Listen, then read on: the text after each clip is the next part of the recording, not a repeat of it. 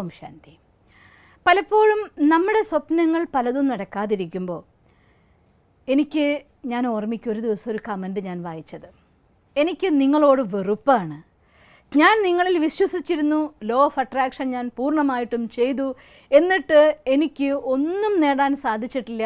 അതുകൊണ്ട് തന്നെ ഞാൻ പറയുന്നു ഇത് തെറ്റാണ് എന്ന് പറയുന്നതായിട്ടുള്ളൊരു കമൻറ്റ്. എൻ്റെ കുഞ്ഞനിയന്മാരെ, അനിയത്തിമാരെ, അഥവാ എൻ്റെ സഹോദരിമാരെ, സഹോദരന്മാരെ എല്ലാവരോടുമായിട്ട് ഞാൻ പറയുകയാണ്, പലപ്പോഴും ജീവിതത്തിൽ ചില കാര്യങ്ങൾ നടക്കാതിരിക്കുന്നതിലായിരിക്കും നമുക്ക് മംഗളം ഉണ്ടായിരിക്കുക. നമ്മുടെ ഇച്ഛപ്രകാരം ഈ ലോകത്ത് എല്ലാ കാര്യങ്ങളും നടക്കുകയാണ് എങ്കിൽ നടക്കില്ല എന്നല്ല, ഞാൻ ലോ ഓഫ് അട്രാക്ഷൻ്റെ എഗെയിൻസ്റ്റ് ആയിട്ടല്ല പറയുന്നത്.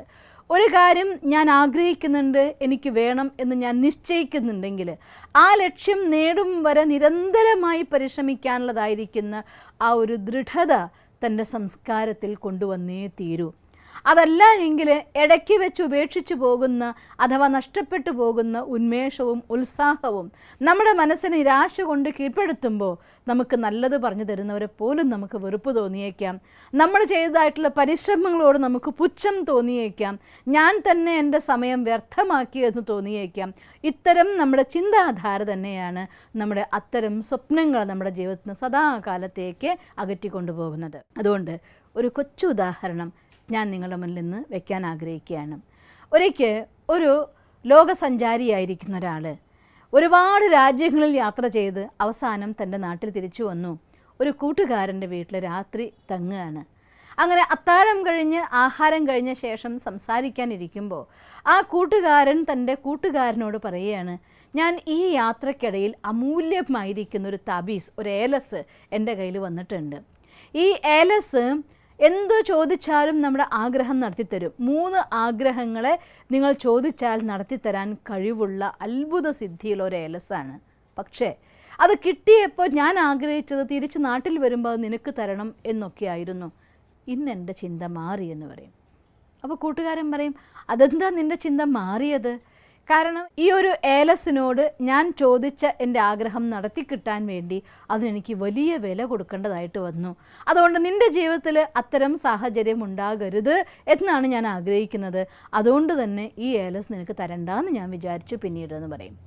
ഇതെല്ലാം അദ്ദേഹത്തിൻ്റെ ഭാര്യ വാതിലിൻ്റെ അപ്പുറത്ത് അടുക്കളയിൽ നിന്ന് കാര്യങ്ങൾ ചെയ്യുമ്പോൾ കേൾക്കുന്നുണ്ടായിരുന്നു. അപ്പോൾ ഭാര്യ ഉടനെ തന്നെ വന്ന് പറയും ഭർത്താവിൻ്റെ അടുത്ത്, 1 മിനിറ്റ് ഒന്ന് വരണേ എന്ന്. അപ്പോൾ ഭർത്താവ് എഴുന്നേറ്റ് അടുക്കളയിലേക്ക് ചെന്നപ്പോൾ പറയും, നിങ്ങളുടെ കൂട്ടുകാരനെ ചോദിക്കണോണം ചോദിക്കാൻ അറിയുന്നുണ്ടാവില്ല, അതുകൊണ്ടായിരിക്കും അദ്ദേഹത്തിന് വലിയ വില കൊടുക്കേണ്ടി വന്നത്. അത് പറഞ്ഞിട്ട് ഇത്രയും മന്ത്രസിദ്ധിയുള്ളതായിരിക്കുന്ന സാധനം നിങ്ങളത് എന്തായാലും ചോദിച്ചു വാങ്ങണമെന്ന് പറയും. ഈ കൂട്ടുകാരൻ്റെ ഭാര്യ കൂട്ടുകാരനോട് പറയുന്നത് അകത്തെ ഹാളിലിരിക്കുന്ന കൂട്ടുകാരനും കേൾക്കുന്നുണ്ടായിരുന്നു. വന്നപ്പോൾ പറയും, ചോദിക്കാൻ അറിയോ ഇല്ല എന്നുള്ളതല്ല, പക്ഷേ ഇതിൻ്റെ സ്വഭാവം, ഇതിനോട് നമ്മൾ ആവശ്യപ്പെടുന്ന സാധനം നമുക്ക് തരുമ്പോഴേക്കും അത് വലിയ വില നമ്മുടെ കയ്യിൽ നിന്ന് വാങ്ങും. നിനക്ക് അങ്ങനെ ഒരു നഷ്ടം ഉണ്ടാവരുത്, അതുകൊണ്ട് ഞാനത് തരുന്നില്ല എന്ന് പറയും. അപ്പോൾ ഉടനെ കൂട്ടുകാരൻ്റെ ഭാര്യ അടുക്കളയിൽ നിന്ന് വന്നിട്ട് പറയുകയാണ്, ആ ഒരു കാര്യം തരാൻ ആഗ്രഹിക്കുന്നില്ല എന്നുണ്ടെങ്കിൽ അത് പറഞ്ഞാൽ മതിയായിരുന്നു, ഇത് ഞങ്ങളോട് പറയണമെന്നേ ഇല്ലായിരുന്നു എന്നൊക്കെ. അപ്പോൾ ഇദ്ദേഹത്തിന് വിഷമാവും. അങ്ങനെയൊന്നും ഞാൻ വിചാരിച്ചിട്ടല്ല, ഞാൻ തരാം, പക്ഷേ ഞാൻ ഈ പറഞ്ഞ കാര്യം നിങ്ങൾ പിന്നീട് എന്നോട് പറഞ്ഞ് വിഷമിക്കരുത്, എനിക്ക് അത്ര മാത്രമേ ഉള്ളൂ എന്ന് പറയും. അത് ഞാൻ സൂക്ഷിച്ച് ചോദിച്ചോളാമെന്ന് പറഞ്ഞുകൊണ്ട് ഭാര്യ ആവശ്യപ്പെടും. അങ്ങനെ അവസാനം അയാൾ ആ ഏലസ് കൂട്ടുകാരന് സമ്മാനമായിട്ട് കൊടുത്തു. അയാൾ പറയും, ഞാൻ പോകും വരെ നിങ്ങളിതിനോടൊന്ന് ചോദിക്കല്ലേ, ഞാൻ പോയ ശേഷം ചോദിക്കാൻ പറയും. അങ്ങനെ പിറ്റേ ദിവസം രാവിലെയായി, പ്രഭാതമായി, അയാൾ കൂട്ടുകാരനോട് യാത്ര പറഞ്ഞിറങ്ങി തൻ്റെ യാത്ര പിന്നെയും തുടരുകയാണ്. പോയി കഴിഞ്ഞപ്പോൾ 2 പേർക്കും ഭയങ്കര സന്തോഷമായി പോയി. ഒരു പഴയ കുടിലിൽ കഷ്ടപ്പെട്ട് ജീവിക്കുന്നവരാണ് അവർ. അപ്പം അതുകൊണ്ട് എനിക്ക് എങ്ങനെയെങ്കിലും സമ്പന്നയാവണം, എങ്ങനെയെങ്കിലും സുഖ സൗകര്യങ്ങൾ നിറഞ്ഞ നല്ലൊരു ജീവിതം കിട്ടണം എന്ന് അദ്ദേഹത്തിൻ്റെ ഭാര്യയ്ക്ക് അതിയായ ആഗ്രഹം ഉണ്ടായിരുന്നു. അപ്പോൾ 2 പേരും കൂടി ആലോചിച്ചു, നമുക്ക് എന്ത് ചോദിക്കണം, എങ്ങനെ ചോദിക്കണം, ആപത്തൊന്നും ഉണ്ടാവാത്ത രീതിയിൽ ചോദിക്കണമല്ലോ എന്നൊക്കെ. അവസാനം അവർ 2 പേരും കൂടെ നിശ്ചയിച്ചു, നമുക്ക് 1,00,000 രൂപ ഈ താബീസിനോട് ചോദിക്കാമെന്ന് പറയുകയാണ്. ആ സമയത്ത് 1,00,000 രൂപ എന്ന് പറയുന്നത് ഇന്നത്തെ 1 കോടിയോളം വില വരും. അപ്പോൾ അവർ 2 പേരും നിശ്ചയിച്ചു. അത് പ്രകാരം ഭർത്താവ് ഏലസ് കയ്യിൽ പിടിച്ചിട്ട് പറയുകയാണ്, ഹേ താബീസേ, നീ എനിക്ക് 1,00,000 രൂപ തരൂ എന്ന് പറയും. ഇവർ പറഞ്ഞു കഴിഞ്ഞതും കയ്യിലിരുന്നതായിട്ടുള്ള ആ ഏലസ് കിടന്ന് ഇളകി തിരിഞ്ഞ് താഴെ ഭൂമിയിൽ വീണു. ഭൂമിയിൽ വീഴുന്ന അവിടെ കിടന്ന് തിരിഞ്ഞ് അത് അവസാനം സൈലൻ്റായി. അത് ആക്ട് ചെയ്തു, അവർ പറഞ്ഞതായിരിക്കുന്ന കാര്യം അവർക്ക് വേണ്ടി അത് ചെയ്തു ഏലസ് എന്നതുകൊണ്ട് കാണിച്ചു. മുന്നിൽ പൈസയൊന്നും വന്നില്ല. അവർ രണ്ടുപേരും ഇങ്ങനെ സംശയത്തോടെ മുഖത്തോടും മുഖം നോക്കി നിൽക്കുമ്പോൾ വാതിൽക്കൽ കൊട്ട് കേട്ട സമയത്ത് വാതിൽ പോയി തുറന്നപ്പോൾ രാജഭടനാണ്. അപ്പോൾ രാജഭടൻ അവർക്കൊരു മെസ്സേജും കൊണ്ടുവന്നിരിക്കുകയാണ്. നിങ്ങളുടെ പുത്രൻ, അവരുടെ മകൻ പട്ടാളക്കാരനായിട്ട് ജോയിൻ ചെയ്തിട്ടുണ്ടായിരുന്നു. ആ പട്ടാളത്തിൻ്റെ ക്യാമ്പിൽ പട്ടാളക്കാർ തമ്മിലുണ്ടായതായിട്ടുള്ളൊരു സംഘർഷം, പെട്ടെന്ന് തന്നെ ദേഷ്യം കൊണ്ടൊരു പട്ടാളക്കാരൻ നിങ്ങളുടെ മകനെ കുത്തിക്കൊന്നു. മകൻ മരിച്ചു.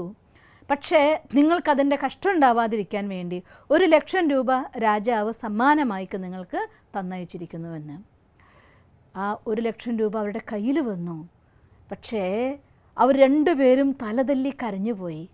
ആകെ ഉണ്ടായിരുന്ന ഒരേ ഒരു മകൻ, ഇത്രയും വലിയ വില 1 കോടി രൂപ, ഇന്നത്തെ 1 കോടി രൂപ അഥവാ അന്നത്തെ 1,00,000 രൂപ, 1,00,000 രൂപയ്ക്ക് വേണ്ടി ഇത്രയും വലിയ വില കൊടുക്കേണ്ടി വരും എന്ന് ഞാൻ പ്രതീക്ഷിച്ചില്ല എന്ന് പറഞ്ഞുകൊണ്ട് ഭാര്യയും ഭർത്താവും അങ്ങനെ അലമുറയിട്ട് കരയുകയാണ്. കുറച്ച് കഴിഞ്ഞു, തിരിച്ച് 2 വരങ്ങൾ കൂടി ഉണ്ടല്ലോ, എങ്കിൽ നമുക്കത് ചോദിക്കാമെന്ന് പറയുകയാണ്. അങ്ങനെ കരഞ്ഞ് എന്താ ചെയ്യുക, മകൻ മരിച്ചു, ഇനി എന്ത് ചെയ്യണം എന്നുള്ള ചിന്തയായി. ഭാര്യ ബോധമില്ലാതെ കിടക്കായി, കരയായി. ഇതെല്ലാം കഴിഞ്ഞ് കുറച്ച് മണിക്കൂറിൽ കഴിഞ്ഞപ്പോൾ ഇനി അങ്ങോട്ട് പോയല്ലേ പറ്റൂ. അവരുടെ മനസ്സ് ശാന്തമായി എഴുന്നേറ്റപ്പോൾ വൈഫ് പറയുകയാണ് ഭർത്താവിനോട്, ഇനി നമുക്ക് 2 വരം ചോദിക്കാൻ ബാക്കിയുണ്ടല്ലോ. നമ്മുടെ മകനില്ലാത്ത ഈ ജീവിതം, അതിന് എന്ത് കിട്ടിയിട്ട് നമുക്ക് എന്താ ഉള്ളത്? അതുകൊണ്ട് നമുക്കൊരു കാര്യം ചെയ്യാം, ഈ താബീസിനോട് മകനെ വീണ്ടും ജീവിപ്പിക്കാനായിട്ട് ആവശ്യപ്പെടാമെന്ന് പറയുകയാണ്. അങ്ങനെ വീണ്ടും 2 പേരും കൂടി ഒന്നിച്ചിരുന്നു. ഭർത്താവ് ആ ഏലസ് കയ്യിലെടുത്തു.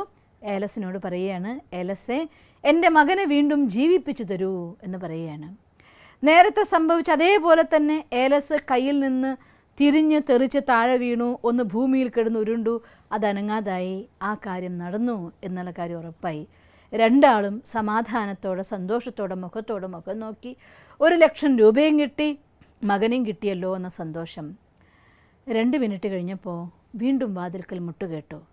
വാതിൽക്കൽ മുട്ടുകേട്ടപ്പോൾ 2 പേരും പോയി വാതിൽ തുറന്നു. ആരെയും കാണുന്നില്ല. പക്ഷേ ഒരു ശബ്ദം കേൾക്കുന്നു, അമ്മേ, ഞാൻ വന്നിരിക്കുന്നു. അപ്പോൾ 2 പേരും പകച്ച മുഖത്തോട് മുഖം നോക്കുകയാണ്. ഒരു നിഴല് പോലെ ഒരു രൂപം മുന്നിൽ നിൽക്കുന്നു. എന്നിട്ട് പറയുന്നത് കേൾക്കുകയാണ്, അമ്മേ, ഞാൻ തിരിച്ചു വന്നിരിക്കുന്നു. അപ്പോൾ എന്താ മോനെ നിന്നെ കാണാത്തത്, നീ എന്താ എൻ്റെ മുന്നിൽ വരാത്തതെന്ന് ചോദിക്കുക.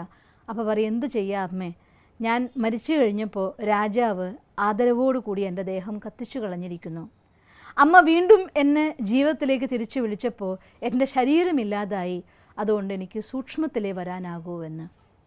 അങ്ങനെ സൂക്ഷ്മ ശരീരധാരി, കാണാനാകാത്ത നിഴല് പോലെ മകൻ തിരിച്ചു വന്നു.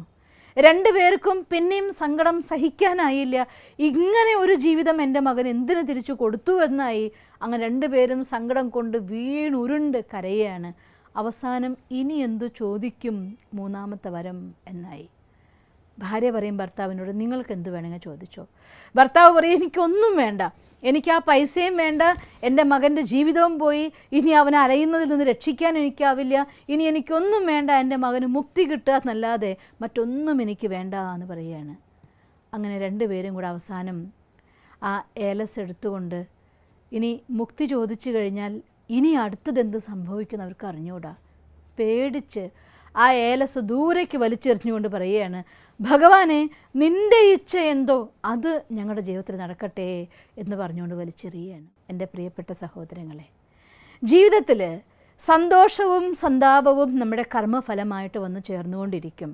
ഒരുപക്ഷെ ഞാൻ കഠിനാധ്വാനം ചെയ്തിട്ടും, ഞാൻ എൻ്റെ വിഷ്വലൈസേഷനും അല്ലെങ്കിൽ ടൂൾസ് ഉപയോഗിച്ചു, 555 മെത്തേഡ് ഉപയോഗിച്ചു, 2 കപ്പ് മെത്തേഡ് ഉപയോഗിച്ചു, 24 hours മാനിഫെസ്റ്റേഷൻ ഉപയോഗിച്ചു, സ്ക്രിപ്റ്റ് ഉപയോഗിച്ചു, എന്തൊക്കെ രീതികൾ ഞാൻ ചെയ്തിട്ടും എനിക്ക് ഫലം എൻ്റെ അടുത്ത് വന്നു ചേർന്നിട്ടില്ല എങ്കിൽ തത്സമയം ആ ഫലം നിങ്ങളുടെ അടുത്ത് വരാതിരിക്കുന്നതിലായിരിക്കും നിങ്ങളുടെ നന്മയുണ്ടാവുക. അതുകൊണ്ട് നിരാശരാവാതെ, അതെൻ്റെ ജീവിതത്തിൽ ഒരിക്കലും നടക്കില്ല എന്ന് പറഞ്ഞുകൊണ്ട് നിരാശരായി മാറ്റിവെക്കാതെ നമ്മുടെ കർമ്മം നിരന്തരമായി ചെയ്തുകൊണ്ടേയിരിക്കൂ. അത് ഏറ്റവും പ്രോപ്പറായി നമ്മുടെ ജീവിതത്തിൽ സംഭവിക്കേണ്ട സമയം വരുമ്പോൾ, അഥവാ എൻ്റെ ഉള്ളിൽ നിന്ന് അത്രമാത്രം പോസിറ്റീവ് എനർജി അതിനുവേണ്ടി ഞാൻ പ്രൊഡ്യൂസ് ചെയ്ത് കഴിയുമ്പോൾ യാതൊരു നെഗറ്റീവ് സൈഡ് എഫക്റ്റും ഇല്ലാതെ തന്നെ അത് നമ്മുടെ അടുത്തേക്ക് തിരിച്ചു വരുന്നതായിരിക്കും. അതുകൊണ്ട് ക്ഷമ ഒരു വലിയ ആയുധമാണ്. ആ ആയുധത്തെ നഷ്ടപ്പെടുത്താതെ നമ്മുടെ ജീവിതത്തിൽ കിട്ടുന്ന ഫലങ്ങൾ മധുരിക്കും വരെ, പഴുക്കും വരെ കാത്തിരിക്കാനുള്ളതായിരിക്കുന്ന മനസ്സ് കാണിച്ചുകൊണ്ട് നിരാശനും വെറുപ്പിനും സ്വന്തം മനസ്സിൽ നിന്ന് പിഴുതെറിഞ്ഞ് അവനവൻ്റെ മിത്രങ്ങളായിക്കൊണ്ട് സ്വന്തം പുരുഷാർത്ഥത്തിലും ഹാർഡ് വർക്കിലും നിരന്തരമായി മുന്നോട്ട് പോകാൻ ശ്രമിക്കൂ. എങ്കിൽ നമ്മുടെ സ്വപ്നങ്ങൾ ഒരിക്കലും നടക്കാതിരിക്കില്ല. അത് നിങ്ങളെ തേടി വന്നിരിക്കും, നിങ്ങൾക്കുള്ളതായിരിക്കും. പക്ഷേ എനിക്കിന്നതേ കിട്ടണം, ഇപ്പം തന്നെ കിട്ടണം എന്ന് വാശി പിടിച്ചുകൊണ്ട് ജീവിതത്തിലെ കഷ്ടതയെ വലിച്ചഴക്കരുത്. അതുകൊണ്ട് കുറച്ച് ആഗ്രഹങ്ങൾ ഇപ്പം നടന്നില്ലെങ്കിലും സാരില്ല എന്ന് വിചാരിച്ചോളൂ. എന്നാലും നമ്മുടെ ജീവിതത്തിൽ ദുഃഖം ഉണ്ടാവുന്ന രീതിയിൽ, നമ്മുടെ മാനസികാവസ്ഥ തകരാറാവുന്ന രീതിയിൽ, നമ്മുടെ മനസ്സിനെ മോശമാക്കുന്ന രീതിയിൽ, ഈശ്വരനോടും സമൂഹത്തിനോടും അവനവനോട് തന്നെയും വെറുപ്പ് തോന്നുന്ന രീതിയിൽ ഈ അവസ്ഥകളിലേക്കൊന്നും മാറരുത്. നമ്മുടെ മനസ്സിൻ്റെ സന്തോഷം, പോസിറ്റീവ് തോട്ട്സാണ് ഏറ്റവും വലിയ നിധി.